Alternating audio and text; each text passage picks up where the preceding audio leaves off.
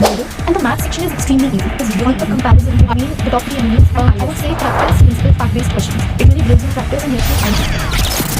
And because there is no negative marking, there is a very high scope to get good. Academic wise, there is nothing in comparison to the NLUs. Okay, the tier 1 NLUs especially, their exposure is.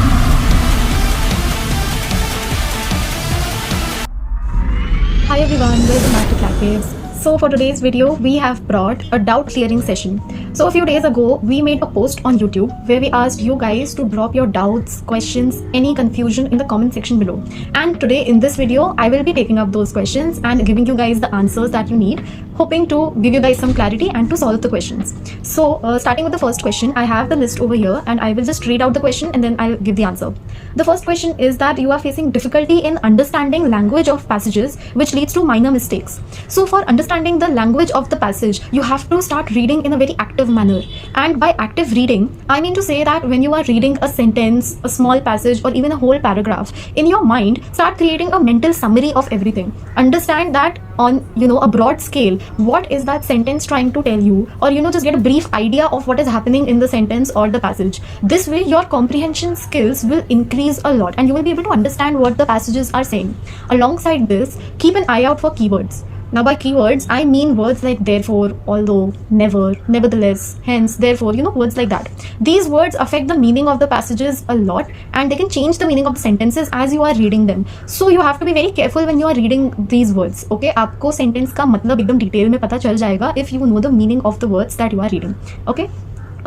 Next, there is a question asking, do OMS candidates need to study Maharashtra news? Okay, so this is for the MHCAT exam. OMS candidates are outside Maharashtra students. So अगर आप महाराष्ट्र से नहीं हो और आपको MHCAT देना है, so are you supposed to read the Maharashtra news? And the answer to that is yes, you have to know the Maharashtra news, but not a lot from the current affairs perspective. Current affairs आप normal cover करते हो वैसे ही करो.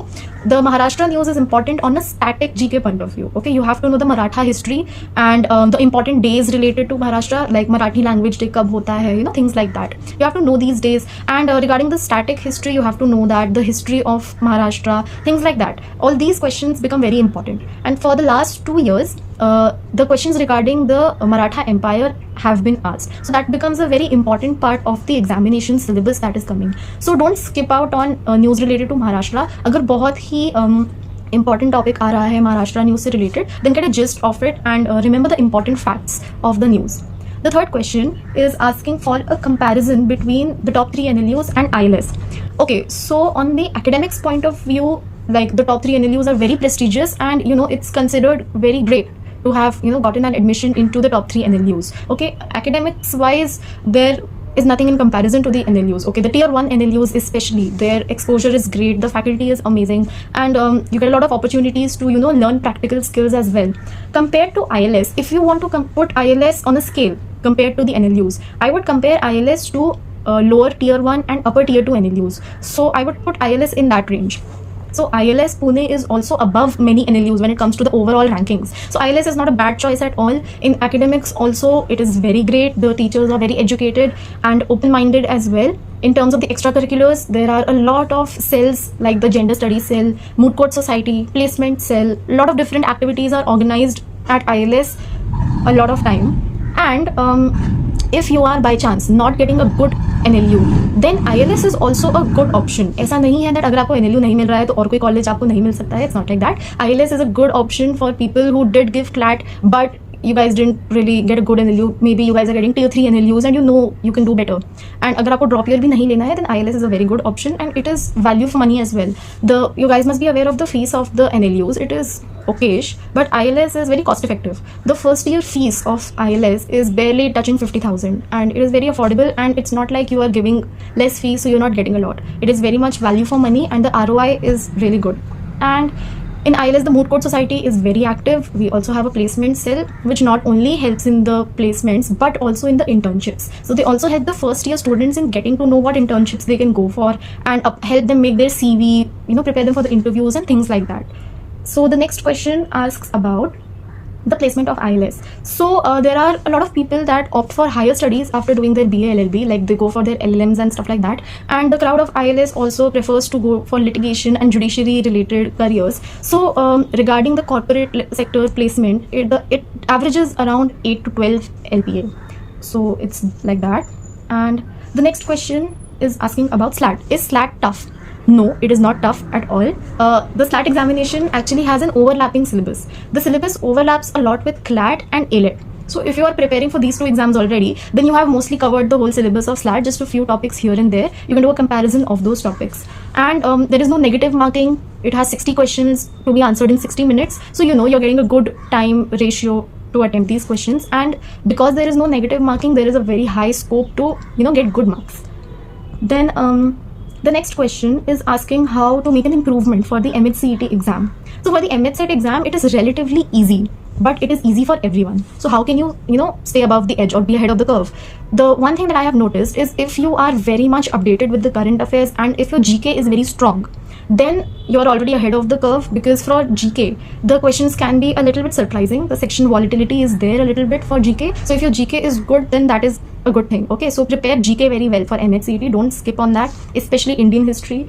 Then also be very well versed with the legal knowledge. Okay, your legal aptitude section. Okay, for MHCET you don't have passages from which you can extract the information. आपको सारे sections, articles, cases, laws आपको याद रखने होते हैं. So they literally ask you, okay, that the fundamental rights are in which part of the constitution and things like that. So you have to be very much aware of this legal knowledge, because it's just facts. या तो सही होगा या तो गलत होगा. So try to make sure you know the important things and you are scoring well in them. Next, you have to master the concepts of logical reasoning. And in logical reasoning, I am talking about both analytical reasoning and critical reasoning. Okay, so over there, if you know the concepts and have done a lot of practice, then the logical reasoning section is extremely easy. बहुत अच्छे से clear हो जाएगा. English and maths are very much doable. If you are an English medium student and you have given papers, then the English is very easy. Okay, it is like up to the 9th 10th level, but the vocabulary is something that you have to be aware of, and just keep a good hold on the concepts of grammar. So they can ask you about question tag, conversion from active voice to passive voice, so you should just know how these things work. Otherwise the English section is very much doable, and the math section is extremely easy. It is really easy, but that doesn't mean that you will skip out maths in the preparation, just how we advise for CLAT. Maths को नहीं skip करना है, because if you skip maths then you are easily losing out those marks, and बाकी बच्चे जो maths attempt कर रहे हैं उनके मार्क्स आपसे ज़्यादा आ रहे हैं, तो आपसे आगे हो जाएंगे. So for MHCET, to stay ahead of the curve, master legal reasoning, logical reasoning and GK, that too static GK. The next question is saying that they are facing difficulty in solving passages that are based on recent laws or legal developments which are not related to foundational legal principles, and how should they approach them? Okay, so for this question I would say approach the current legal knowledge questions like an essay, like how you get reading comprehension passages in school also, and even for the CLAT preparation, approach them like a story, like an essay, like an article. Usually in legal reasoning we are looking to extract the principle or the facts that are written in the passages, but that is not the case in the current legal knowledge questions. उसमें आपको क्या करना है, उसको एक essay की तरह पढ़ लो, get an idea of what the passages or the paragraphs are saying. Okay, एक overall idea ले लो that ये is, for example, it is talking about some law or some legislation. For example the online gaming act. पहले paragraph में उसको introduce किया गया कि वो कब आया था, सेकंड में उसके बारे में बताया है, its history, how it evolved, and the next paragraph is talking about how it affects the current online gaming situation. तो आपको एक ओवरऑल आइडिया मिल गया. Then as you are attempting the question आपसे जो इन्फॉर्मेशन मांग रहा है according to what is asked, revisit the passage. Okay, जैसे अगर एक क्वेश्चन आपसे पूछ रहा है दैट ऑनलाइन गेमिंग एक्ट कैसे डेवलप हुआ, what was it's evolution, so now you have understood that second paragraph में इसके बारे में लिखा था. According to the questions, go back to the paragraph and extract the information that can be used. Okay, so don't overthink it like the other legal reasoning passages that are based on the principles. Okay, the approach is a little bit different. Then, is Symbiosis financially a good option? Yeah, Symbiosis is actually one of the most prestigious law schools in India, especially Symbiosis Law School Pune. It is ranked even higher than the NLUs. If you consider all law colleges in India, it is literally one of the best. And if you want to get an opinion financially, I would say that yes, it is more expensive than the NLUs. So get an idea of the fee structure, I would say, and just have a chat with your family, or get a look at your finances, and if you can afford it, then definitely go for it, because Symbiosis Law School Pune, the Pune campus is extremely prestigious and remarkable. So if you get into SLS, Symbiosis Law School, it's a great achievement. The next question is asking okay, so the person who is asking the question is saying that they can comprehend passages in legal section but giving wrong answers. When attempted afterwards, the answers are correct and there is no issue of timing. So it could be a few things. The first thing could be that maybe you are failing in the principal application, that आपने principle समझ लिया है, but somewhere or the other there have been discrepancies and you are not able to completely apply the principle, or while reading the questions आप कुछ ना कुछ facts miss out कर रहे हो. It does happen in mock test and it's very much common, so don't feel discouraged or disheartened. It is very much common. I would say practice principle fact based questions. It really drills your practice and helps you identify the correct answer. It doesn't focus on any passage. आपको बस principle दे दिया गया है, questions दे दिए गए हैं, then choose the answer. So you can do that. It will help you in the practice. Then the last question of the day says that I have very less information about MHCET. Is clearing it possible with basic information of CLAT or different strategy is needed? Okay, so for all the MHCET, SLAT and OLETS aspirants, this question brings me to that. We are coming up with more videos. So for MHCET, you want to get more information, we will be coming up with a video discussing in detail about the MHCET exam. The pattern, syllabus, strategy, approach, everything will be shared. And I would say if you want to compare MHCET with CLAT, then both the exams are different. CLAT is passage based and MHCET is not passage based. It is based on the one-liner questions. And in CLAT, especially for legal reasoning, you don't have to remember the sections and articles, but for MHCET they are asked, so you have to remember those. So yeah, the strategy is different in MHCET. You have to be very much vigilant in remembering the facts. आपको चीज़ें याद रखनी होंगी for MHCET when it comes to legal reasoning and logical reasoning. The analytical reasoning weightage is a lot. In CLAT, the analytical reasoning weightage is very less. Maths में फ़र्क आ जाता है. The maths is extremely easy in MHCET.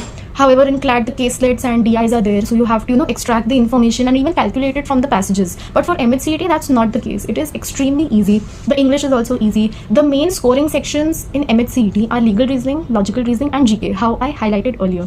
So yeah, we will be coming up with a lot more detailed sessions on every examination. So don't worry at all. And that is it for the questions for today. Thank you so much for sharing your questions. I hope I have cleared your doubts and given you guys some strategy on what you have to follow. So keep studying, be well, take care of yourself. Thank you for joining.